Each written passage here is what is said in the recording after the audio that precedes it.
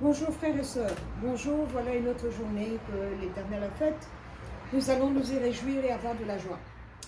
J'espère que vous vous portez bien, nous allons très bien ici dans cette Californie du Sud qui est très, très chaude. Il fait vraiment chaud et, euh, et c'est une bonne chose que ça nous rappelle qu'on doit tout faire pour aller au paradis avec Jésus et ne pas aller en enfer, là où il y a le feu, parce que vraiment il fait chaud. Donc, cela étant dit, j'espère que vous allez bien. Nous sommes en train de vivre des temps très intéressants. Je crois que vous conviendrez avec moi. La situation actuelle du monde, mais Dieu est au contrôle de toutes choses. Voilà ce qui est le plus important, c'est que Dieu est au contrôle de toutes choses. Donc nous gardons les yeux rivés sur notre Seigneur parce que c'est lui qui nous dirige, c'est lui qui nous emmène vers de verts pâturages. Alors cela étant dit, je voudrais continuer sur le thème des relations sexuelles avec la mauvaise personne.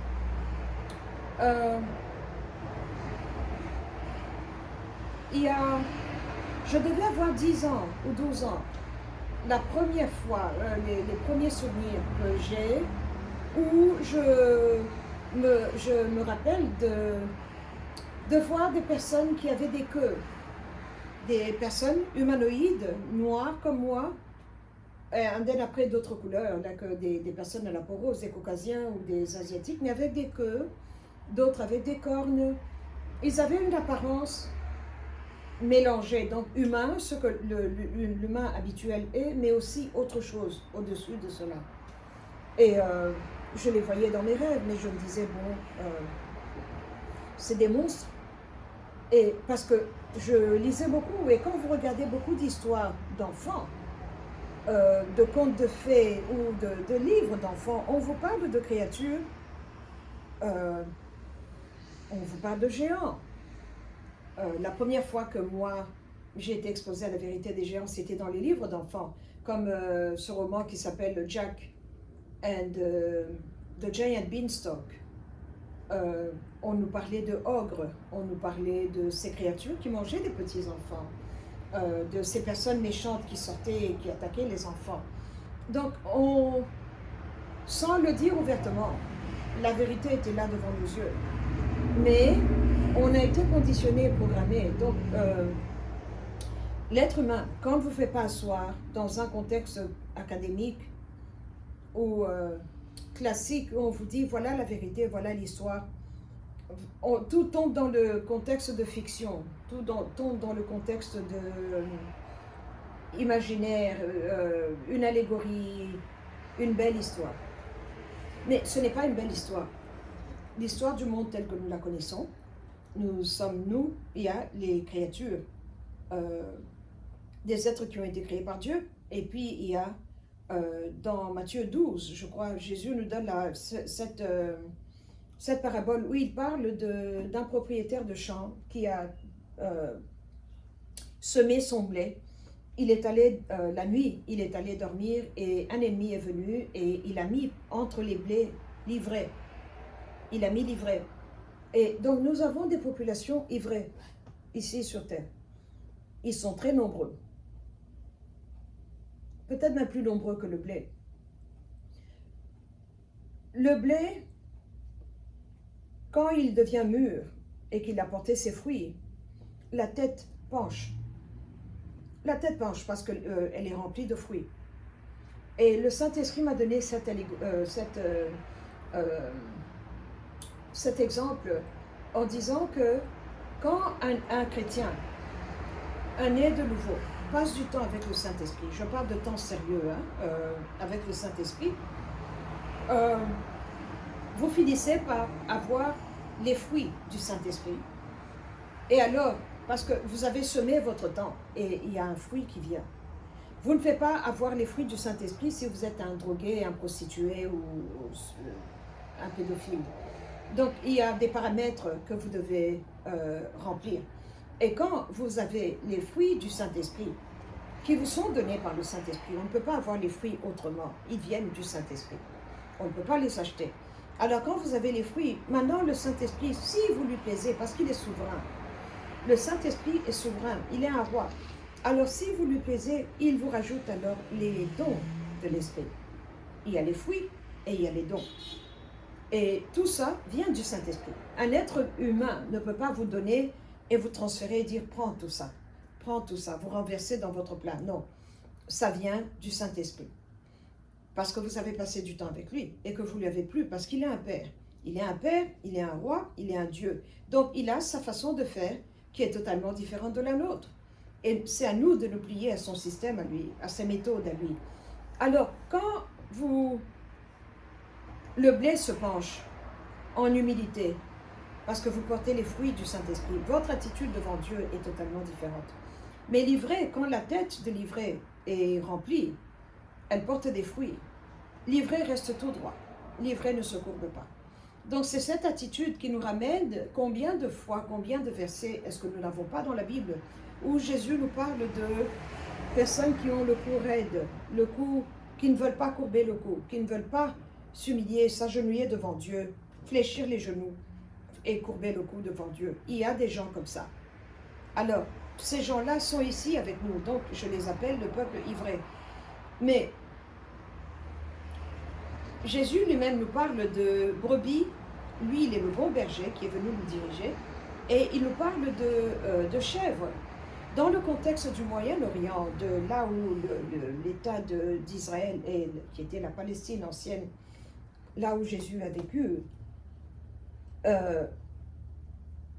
l'agneau de Dieu, tout le monde parlait de l'agneau de Dieu qui devait venir, le sauveur du monde, le Rédempteur.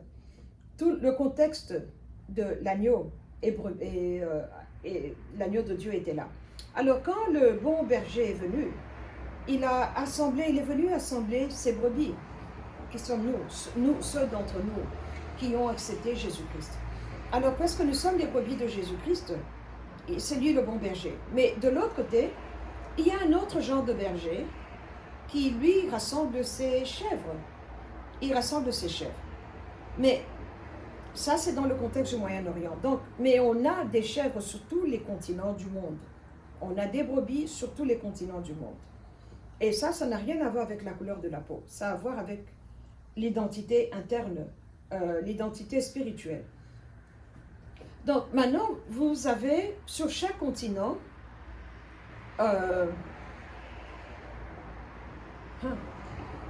quand cet être qui est appelé Lucifer a décidé de faire la guerre là-haut, ça c'était avant notre histoire à nous, avant notre Genèse, il a décidé de faire la guerre là-haut à notre Père.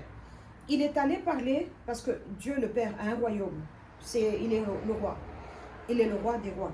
Alors, il a une structure, il a le ministère des Finances, il a le ministère de la justice, de la guerre, finances, budget, planning, comme un roi normal. Alors lui, Lucifer, est allé parler aux créatures de Dieu dans ses différents départements. Et il a réussi à en prendre certains avec lui. D'après le livre d'Apocalypse, il a pris un tiers des anges, de ces créatures-là, qui ont accepté de le suivre avec leurs armes, les armes données par Dieu le Père, avec leurs attributs donnés par Dieu le Père, parce qu'il est le Père créateur, et des esprits. Donc ces créatures-là, là-haut, nous on n'était pas là, nous les humains, on n'était pas là, et nous, il est le créateur de nous, les êtres humains aussi. Alors Lucifer est allé parler, il a eu son armée, et c'est comme ça qu'ils ont attaqué. Et ils ont été chassés, ils ont été bannis. Nous connaissons l'histoire, le reste de l'histoire. Ils sont tombés ici sur terre. Mais quand ils sont tombés, il a départagé, il a copié exactement tout ce qu'il a vu faire là-haut. Donc il s'est mis, lui, comme roi, et il a reconstitué son gouvernement. Il a reconstitué son gouvernement avec ses troupes. Et il a refait les mêmes divisions. Une armée, maintenant il a recruté parmi nous les physiques, une armée physique et une armée invisible. Donc il a deux armées, deux mains qui travaillent pour lui, pour sa cause. Il a un programme, il a un agenda, mais il n'est pas originel, dans le sens qu'il copie tout ce qu'il a vu Dieu le faire, Dieu le Père faire, c'est ça qu'il fait lui aussi. Alors cela étant dit, nous avons donc des créatures sur tous les continents, et là je vais vous ramener maintenant à une révélation que le Saint-Esprit m'avait donnée. Regardez la nourriture que les gens mangent. Parce que quand il nous a créés, et comme il dit dans Apocalypse, je vais écrire ma loi sur votre cœur, sur la tablette de votre cœur. Je vais écrire ma loi. Il y a des lois, personne ne vous a fait asseoir en classe, mais nous savons que ça c'est bien, ça c'est mauvais. La loi est là, elle est dans le cœur. Et vous pouvez aller sur le continent africain, sur le continent asiatique, partout dans le monde. Il y a des choses, tout le monde va vous condamner et dire non, ça ce n'est pas bien, parce qu'il y a un sens commun que nous avons nous tous. Mais maintenant, cela étant dit, regardez les nourritures que nous mangeons, regardez les dieux que les peuples adorent, et vous allez voir qui est l'enfant de Dieu, qui est une brebis et qui est une chèvre. Alors maintenant, nous avons des créatures humaines, chiens, humaines, chauves-souris, humaines, rats, humaines, singes. Et ces identités-là viennent avec le zodiaque. J'avais fait une vidéo, je crois, il y a presque 2 ans, sur le zodiaque. Tous les zodiaques du monde ont 12 signes. Dans le zodiaque de l'Ouest, on nous parle de...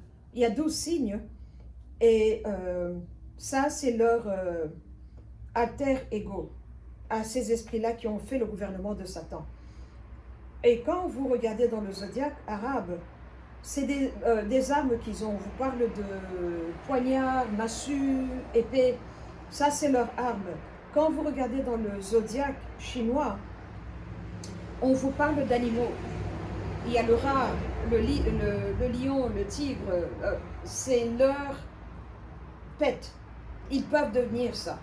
Et je vous ramène dans la mythologie grecque ou romaine. Tous les dieux pouvaient se transformer et devenir ou bien homme ou bien femme, prendre l'apparence d'un animal. C'est comme ça qu'on nous parle de Zeus qui venait s'accoupler avec des femmes comme un taureau. L'histoire de Europa, la princesse Europa qui a été enceintée par Zeus et il l'a kidnappée, elle est montée sur son dos, le symbole de l'Europe. Un taureau qui a une dame assise sur lui. C'est ça que Zeus a fait à Europa, qui était une princesse noire, phénicienne. Et maintenant, quand vous regardez tout ça, nous avons ici sur Terre des personnes qui sont hybrides, qui ont l'apparence humaine, mais qui ne sont pas humaines. Et très souvent, ces personnes-là sont dans l'amusement.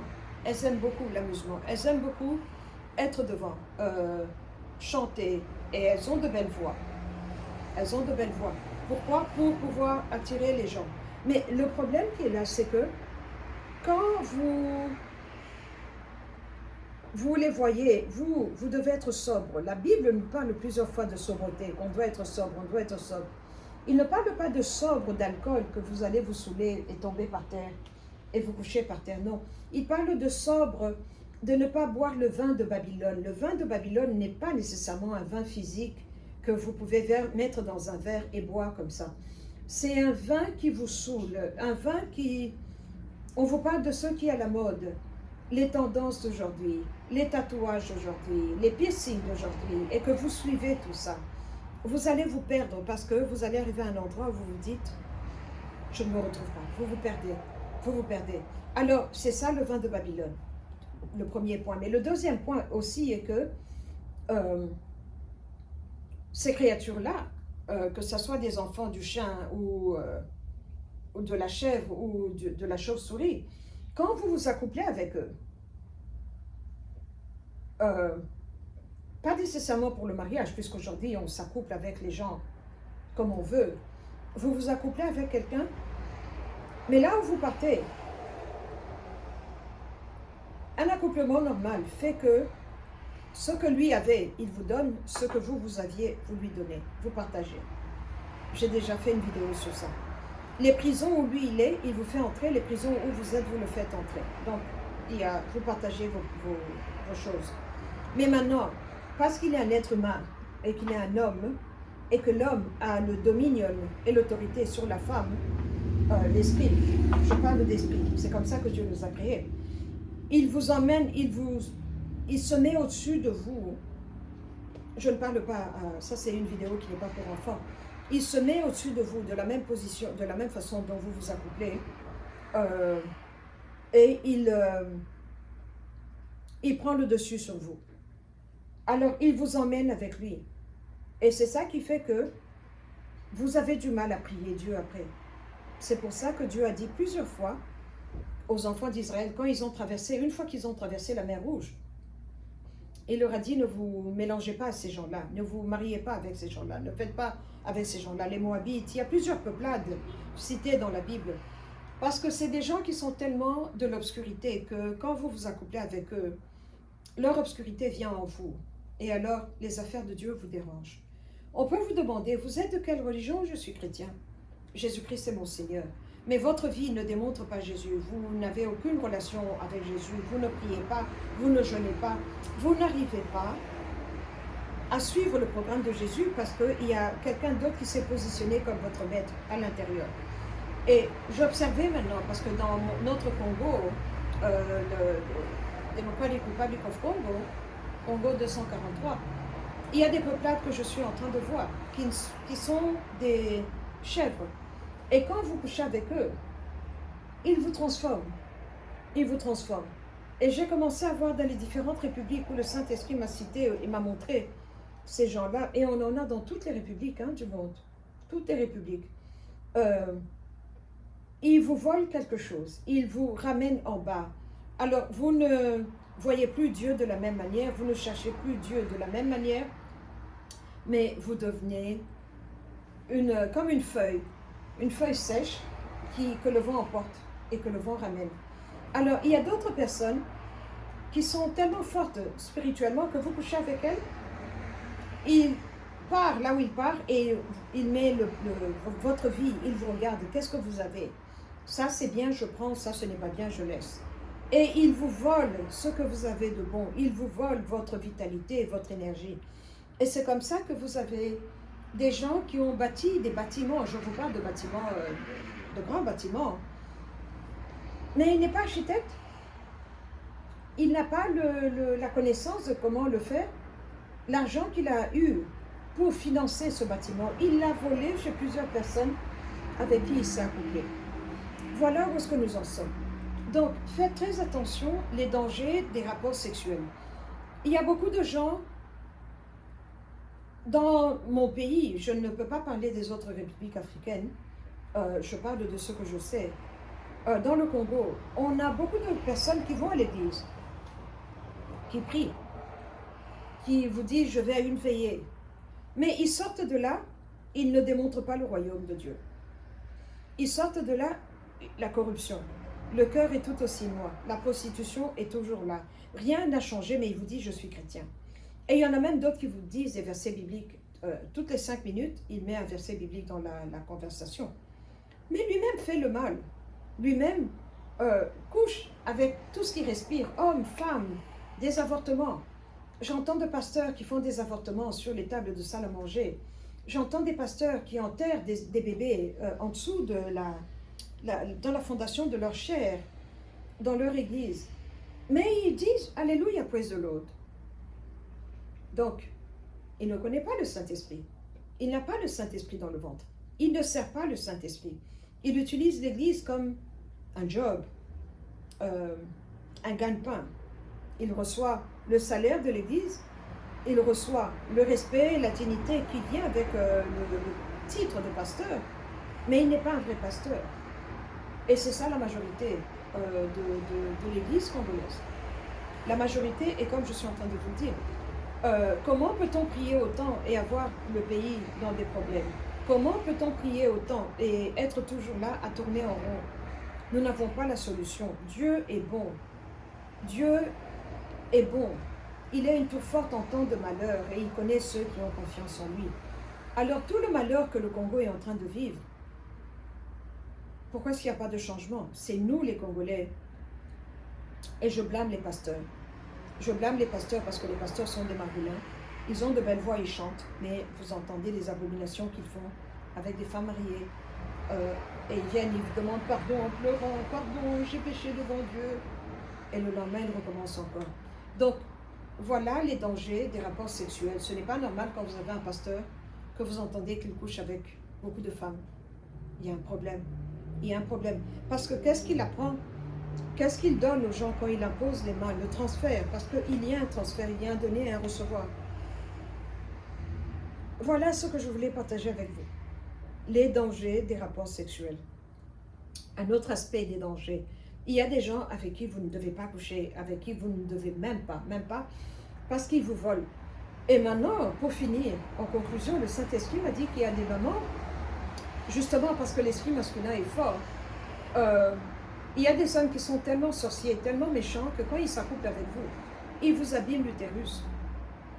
L'utérus physique, c'est là où le bébé se couche, quand il est dans le ventre, en gestation, jusqu'à la naissance, quand le ventre devient bien gros.